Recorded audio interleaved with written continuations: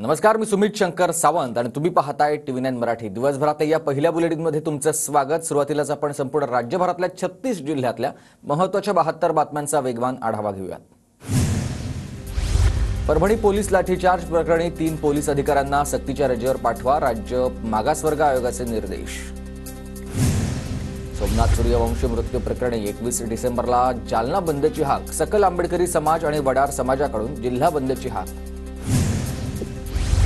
परभणी आणि बीडमधील घटनेच्या निषेधार्थ पुणे जिल्हाधिकारी कार्यालयासमोर आंदोलन। परभणीमधील युवकाच्या कुटुंबियांना आणि सरपंच संतोष देशमुखांच्या कुटुंबाला न्याय देण्याची आंदोलकांची मागणी। परभणीतील घटनेच्या निषेधार्थ सोलापूर आत्मभान आंदोलन, दोषी पोलिसांवर कारवाई करण्याची आंदोलकांची मागणी आहे। सोलापूर शहरात भीमसैनिकांचा मुकमोर्चा। परभणीतील घटनेच्या निषेधार्थ अहिल्यानगरच्या भिंगारमध्ये बंदची हाक, भिंगार कॅम्प पोलिसांचा चोख बंदोबस्त, व्यापाऱ्यांचा देखील बंदला प्रतिसाद। मस्साजोगचे सरपंच संतोष देशमुख हत्या प्रकरणातील आरोपी विष्णू चाटे पोलिसांच्या ताब्यात, विष्णू चाटेवर हत्या आणि खंडणीचा आरोप। हत्येच्या घटनेनंतर वाल्मिक कराडचे पोलीस ठाण्यामधून फोन तर म्हणूनच गुन्हा दाखल होण्यास उशीर, संदीप क्षीरसागर यांचा आरोप। शरद पवार शनिवारी 21 तारखेला मस्साजोग गावाला भेट देणार, पवार गटाचे खासदार बजरंग सोनवणे यांची ही माहिती। पवार पीडित कुटुंबियांची सांत्वनपर भेट घेणार आहे। परभणीमधील कृत्य जाणीवपूर्वक केलं गेलंय, पवार नावाचा व्यक्ती मनोरुग्ण नाहीये, ज्या डॉक्टरांनी माथेफिरू ठरवलंय त्यांची चौकशी करा, प्रकाश आंबेडकर यांचा आरोप। महाराष्ट्र एकीकरण समितीच्या सदस्यांची मुख्यमंत्री देवेंद्र फडणवीसांसोबत बैठक संपन्न झाली। केंद्रात आणि राज्यात एकच सरकार, त्यामुळे बेळगावचा प्रश्न लवकर सोडवण्याची मागणी।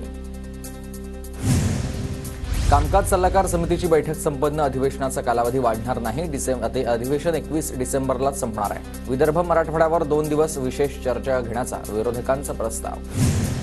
महाराष्ट्र विशेष जनसुरक्षा विधेयक अर्थात नक्षलवाद विरोधी विधेयक विधानसभेत सादर झालाय। विधेयक चिकित्सा समितीकडे पाठवलं जाणार, मुख्यमंत्री फडणवीसांची माहिती।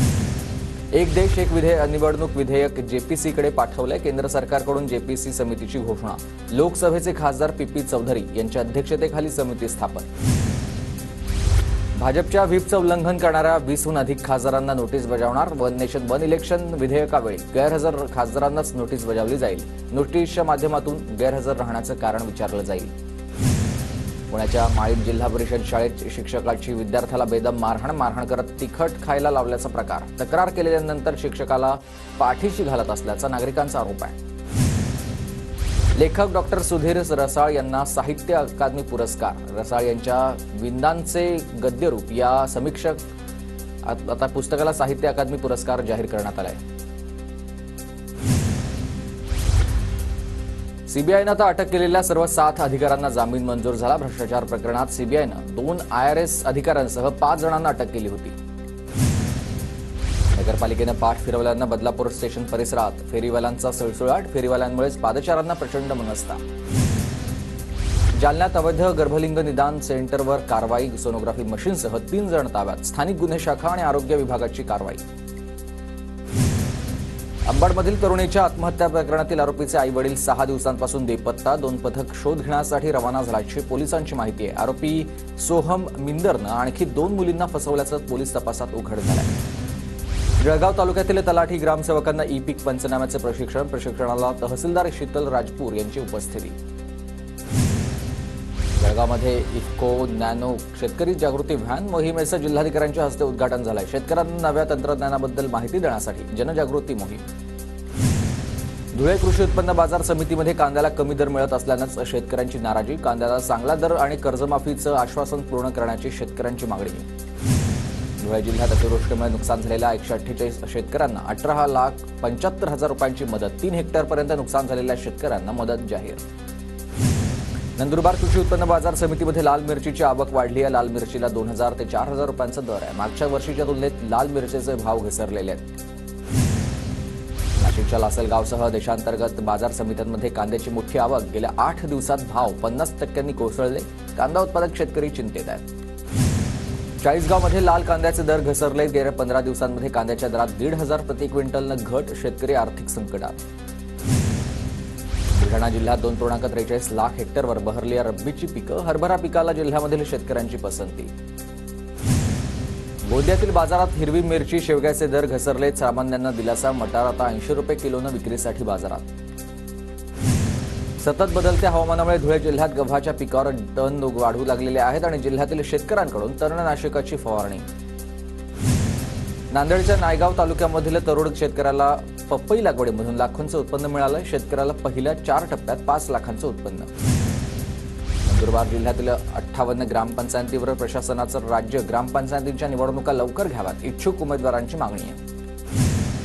अलमट्टी धरणाची उंची वाढवण्याच्या कर्नाटक सरकारच्या हालचाली. कोल्हापूर सांगलीला महापुराचा धोका वाढणार आहे. नदीकाठी असणारी शेती, घरं उद्ध्वस्त झाली तर आम्हाला आत्महत्या करण्याशिवाय पर्याय नाहीये. शेतकऱ्यांकडून संताप व्यक्त. जालन्याच्या जिल्हा परिषद कार्यालयासमोरच वृद्ध कलावंतांचं विविध मागण्यांसाठी उपोषण सुरू झालंय. कलावंतांचं मानधन 11,000 रुपये करण्याची उपोषणकर्त्यांची मागणी. रत्नागिरीच्या जयगडमधील वायुगळतीनंतर पालकांचा रास्ता रोको. कंपनी विरोधात पोलीस ठाण्यात मोर्चा. भाजपकडून विधानसभेमधील मुख्य प्रतोदांच्या नावाची घोषणा. आमदार रणधीर सावरकर भाजपचे विधानसभेतील मुख्य प्रतोद. याआधी आशिष शेलारांनी भाजपच्या मुख्य प्रतोदपदाची जबाबदारी सांभाळली. राष्ट्रवादीच्या मुख्य प्रतोदपदी चेतन तुपेंची निवड होणार आहे. शेखर निकमांची प्रतोदपदी निवड तर लवकरच घोषणा होणार. यापूर्वी अनिल पाटील यांच्याकडे मुख्य प्रतोदपदाची जबाबदारी होती. लाडक्या बहिणींना लवकरात लवकर 2100 रुपये द्यावेत. संजय गांधी निराधार योजना. श्रवणबाळ योजनेचेही 2100 रुपये करावे. दादा गटाच्या आमदार सुलभा खोडके यांची विधानसभेत मागणी. लाडक्या बहिणींना 2100 रुपये द्यावेच लागणार. 2100 रुपये कधी देणार याची लाडक्या बहिणी वाट बघतायत. विधानसभेत विजय वडेट्टीवार यांची आक्रमक भूमिका. तासगाव कवठे महाकाळ मतदारसंघात पंचनामे होऊनही शेतकऱ्यांना मदत नाहीये. द्राक्ष उत्पादकांच्या बाबतीत निर्णय घेण्याची वेळ आलेली आहे. विधानसभेत आमदार रोहित पाटील यांची भूमिका. तुळजाभवानीच्या दर्शनासाठी जात असतानाच गुणरत्न सदावर्तेंसमोर मराठा कार्यकर्त्यांचा गोंधळ. सदावर्ते मराठा समाजाविषयी बेताल वक्तव्य करत असल्याचा कार्यकर्त्यांचा आरोप आहे.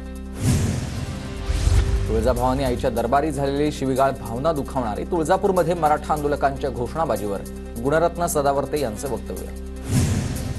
अमरावतीत ठाकरे गटाला मोठं खिंडार. जिल्हाप्रमुखासह अनेक पदाधिकाऱ्यांचा शिंदेंच्या शिवसेनेत प्रवेश.